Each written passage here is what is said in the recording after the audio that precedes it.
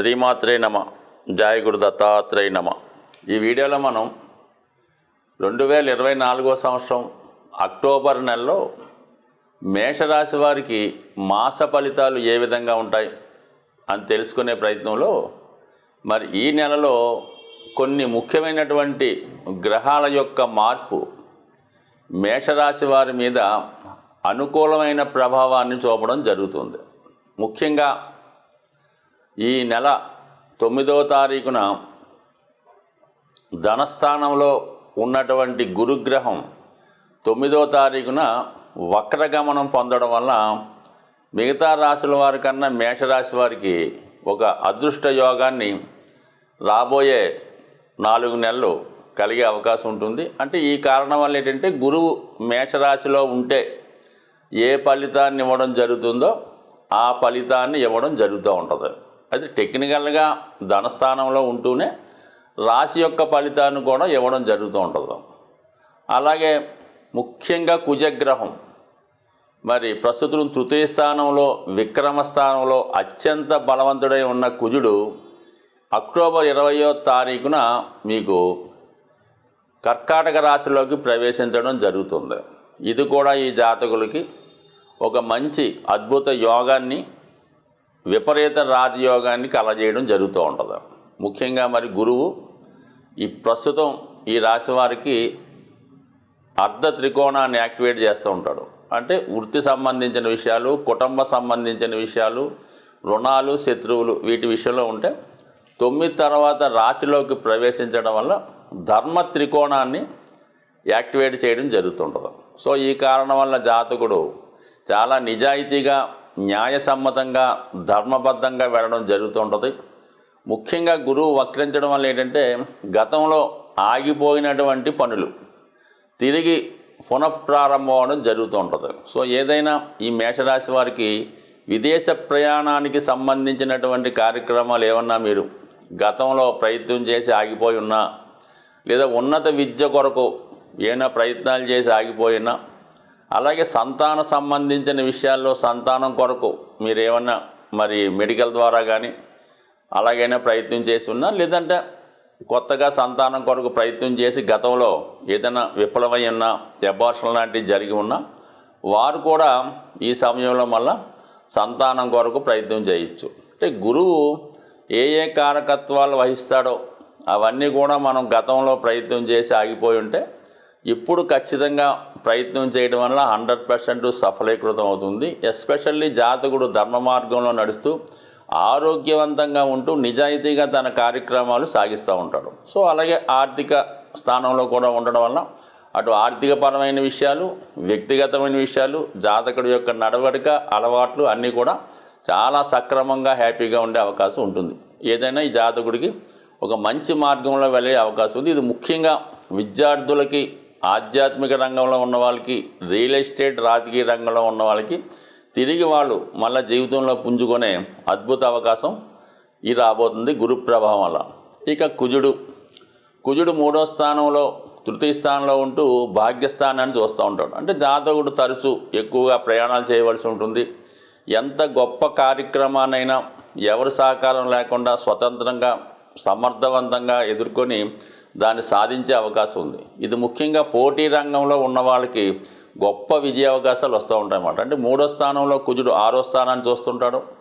ఈ విధంగా ఉండడం వల్ల ఎవరైతే క్రీడా రంగంలో కానీ, లేదంటే ఏదైనా ఉద్యోగం అంటే దేహ దారుఢ్యానికి సంబంధించింది, అంటే ఫిజికల్ ఫిట్నెస్ సంబంధించింది, లేదంటే పోలీస్ డిపార్ట్మెంటు, ఎక్సైజు అటువంటి వాటిలో ఉద్యోగం కొరకు ట్రై చేస్తున్న వారికి ఇది గొప్ప అవకాశాన్ని ఇచ్చి ప్రత్యర్థులపై విజయాన్ని సాధించే విధంగా ఆత్మధైర్యాన్ని కలిగించే అవకాశం ఉంటుంది. సో ఇది ఏదైనా మరి ఇది కూడా 9వ స్థానాన్ని వీక్షించడం వల్ల విదేశ ప్రయాణానికి కానీ, ఆకస్మికంగా వచ్చే ప్రయాణాలకు కానీ కుజుడు కారణమవుతుంటాడు. మరి అక్టోబర్ 20 తర్వాత మరి 4వ స్థానంలోకి రావడం జరుగుతుంది. అక్కడ ఇంచుమించుగా మనకి కుజస్తంభన ఇవన్నీ కూడా జరుగుతూ ఉంటాయి. సో ఏదైనా అష్టమ స్థానాధిపత్యం కూడా ఉన్నటువంటి కుజుడు చతుర్థంలోకి రావడం వల్ల జీవనోపాధి కొరకు మరి జాతకుడు విదేశ ప్రయాణం కానీ, ఉన్న ప్రాంతాన్ని విడిచి వేరే ప్రాంతానికి వెళ్ళడానికి కూడా ఇది ఒక అనుకూలమైనటువంటి మార్గం. సో ఎక్కడ ఈ గురువు వక్రగమనం, ఈ కుజుడు నిజస్థితి, ఇవన్నీ కూడా ఎవరైతే ఎస్పెషల్లీ మేషరాశిలో వారు వృత్తిపరంగా ఇబ్బందులు పడుతున్నారో, సుమారుగా గత ఒక 4-5 నెలలు కావచ్చు, 6 నెలలు బట్టి వృత్తి ఏమాత్రం అభివృద్ధికరంగా లేదు, ఉద్యోగపరంగా ఏమీ ప్రోగ్రెస్ లేదన్న వాళ్ళు మంచి నిర్ణయం తీసుకొని, మిగతా కుటుంబ సభ్యుల నిర్ణయం తీసుకొని ఈ సమయంలో మీరు ఉన్న ప్లేస్ నుంచి వేరే ప్లేస్కి మారడం వల్ల మీకు మళ్ళా కొత్తగా జీవనం రీస్టార్ట్ అయ్యి మళ్ళా జీవితంలో తిరిగి గత వైభవాన్ని పొంది పుంజుకునే అవకాశం ఉంటుంది. ఎందుకంటే ఇప్పుడు ఈ మేషరాశి వారికి ఈ వృత్తిపరమైన చేంజెస్కి చాలా అనుకూలంగా ఉండడం జరిగింది. ముఖ్యంగా వృత్తికారకుడు దశమ లాభాధిపతి అయినటువంటి శనితో లగ్నాధిపతి కుజుడు షష్టాష్టక స్థితి కంపల్సరీగా జాతకుడికి ఉద్యోగంలో ఆకస్మిక మార్పులు కానీ, జాతకుడు సడన్గా నిర్ణయం తీసుకొని ఉన్న ఉద్యోగాన్ని విడిచిపెట్టడం కానీ, ఇటువంటి ఆకస్మిక సంఘటనలు జాతకుడు తొందరపాటు నిర్ణయాలు జరిగే అవకాశం ఉంది. సో ఏదైనా అక్టోబర్ 20 తర్వాత జాతకుడు వృత్తి సంబంధించిన విషయాల్లో జాగ్రత్తగా నిర్ణయం తీసుకోవాల్సి ఉంటుంది. సో అలాగే భూములు, స్థిరాస్తులు మొదలవి అమ్మాలనుకున్న వాళ్ళకి అక్టోబర్ 20 తర్వాత బ్రహ్మాండంగా అమ్ముడైపోతాయి. మీరు అనుకున్న దానికన్నా చక్కగా లాభసాటిగా వచ్చే అవకాశం ఉంది. సో అలాగే మరి అక్టోబర్ 13 నుంచి శుక్రగ్రహ సంచారం కూడా జాతకుడికి అనుకూలంగా రావడం వల్ల మంచి ఆర్థిక స్థితి ఈ నెల చివరిలో జాతకుడికి కలగబోతుంది. ముఖ్యంగా ఈ నెలలో జాతకులు కుజగ్రహ, రాహుగ్రహ, శనిగ్రహాలకి ఖచ్చితంగా పరిహారం చేసుకోవాల్సిందే. అలాగే రవిగ్రహానికి కూడా పరిహారం చేసుకోవాలి. ఎందుకంటే కుజ శనులకి షష్టాష్టక స్థితి ఏర్పడింది, అలాగే రవి శనులకు కూడా ఈ స్థితి ఏర్పడింది.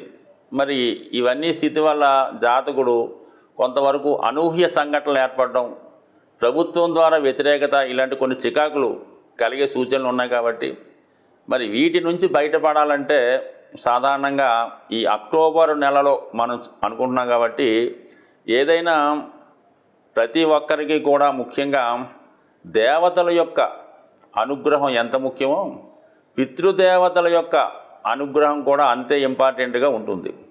మరి అటువంటి పితృదేవతల యొక్క అనుగ్రహాన్ని పొందేవాలనుకున్న వాళ్ళకి మరి ఈ అక్టోబర్ 2వ తారీఖున వస్తున్నటువంటి మహాలయ అమావాస్య అన్నది ఒక సంవత్సరంకి ఒకసారి వచ్చే ఈ రోజునాడు మాత్రం ఖచ్చితంగా అందరూ కూడా అంటే సాధ్యమైనంత వరకు ఈ గ్రహాల పీడలతో ఉన్నవాళ్ళు, కొంతవరకు ఈ పితృదోషాలు, పితృశాపాలు, సర్పదోషాలు ఉన్నట్టు వారికి ఈ మహాలయ అమావాస్య రోజు విధి విధానంగా మీ యొక్క ఆచార వ్యవహారాన్ని అనుసరించి ఏదైనా దేవాలయంలో అక్కడ ఉన్నటువంటి పండితులకి తగు విధమైనటువంటి మరి ఈ బియ్యం మొదలగువి ఇచ్చి వాళ్ళ యొక్క ఆశీర్వాదం తీసుకోవడం జరుగుతూ ఉంటుంది. అలాగే కొంతవరకు వారికి ఉపయోగపడేటటువంటి అవసరాలకు తగినటువంటి బియ్యం, పప్పులు మొదలగునవి ఇవ్వడం వల్ల మీకు పితృరూపంలో వాళ్ళు సంతోషిస్తారు.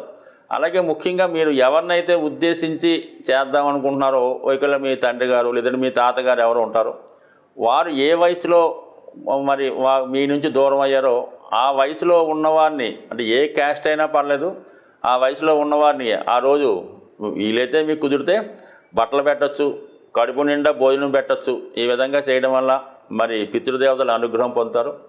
అలాగే మరి మీకు ఏదన్నా గోవుకి ఈ విధంగా ఆహారం పెట్టినా కూడా ఆ దోషం నుంచి అంటే వాళ్ళ స్థాయిని బట్టి చేసుకోవాలి తప్ప మరి పెద్దగా చేయగలిగే వాళ్ళు గొప్పగానే చేసుకోవాలి. ఏమాత్రం అవకాశం లేని వారు ఆ రోజు కూడా గడవని వారు ఆ విధంగానే చేసుకోవాలి. చేయటం ఇంపార్టెంట్ తప్ప పెద్దగా చిన్నదన్నది కాదు. కాబట్టి ఇది ఒకటి కంపల్సరీగా చేయండి. అలాగే కంపల్సరీగా ఈ అక్టోబర్ చివరిలో వస్తున్నటువంటి ఇంచుమించుగా 30-31 తారీఖుల్లో వచ్చినటువంటి మరి మాస శివరాత్రి రోజు కూడా ఈ విధి విధానంగా శివుడికి అభిషేకం చేసుకోవడం వల్ల సమస్త దోషాలు తొలగాలంటే సింపుల్గా శివారాధనని మించింది లేదు. ముఖ్యంగా ఇప్పుడు శని వక్రించి ఉన్నాడు కాబట్టి శివునికి మీరు ఆరాధించడం వల్ల గతంలో వచ్చిన ఫలితం కన్నా 100 రెట్లు ఫలితం వచ్చే అవకాశం ఉంది. కాబట్టి మరి అటువంటి శివుణ్ణి మీకు ఏ రోజు ఇష్టమైతే ఆ రోజు పూజించడం వల్ల కూడా ఈ రాహువు, శని, కుజ, రవిగ్రహాల దోషాల నుంచి బయటపడే అవకాశం ఉంది. ప్రతిరోజు సూర్య నమస్కారం చేసుకొని నవగ్రహ స్తోత్ర పారాయణ చేయడం వల్ల కూడా గ్రహాల అనుకూలత ఏర్పడే అవకాశం ఉంది. స్వస్తి.